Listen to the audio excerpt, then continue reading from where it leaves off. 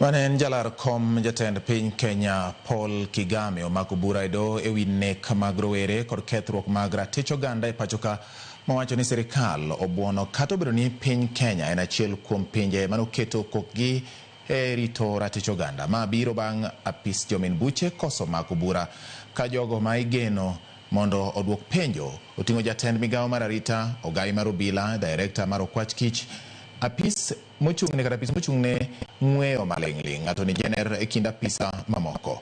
Kigame wacho ni poni burano kowinj kaka dwarore pachoka to gidhi tere nyaka doho maduong' mar maunde piny mangima ICC.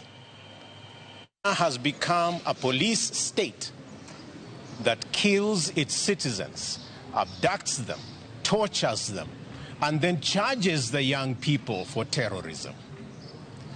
We have seen police arrest innocent Kenyans simply asking for accountability, pull them like they did Alberto Juang from his home in South Nyanza, bring him more than 300 kilometers to Nairobi, kill him, and then lie that he killed himself. But the perpetrators continue. The police and hired goons as the bosses of security in this country watch with calm detachment. The authority to conduct investigations on allegations of crimes against humanity is vested on the Director of Public Prosecutions.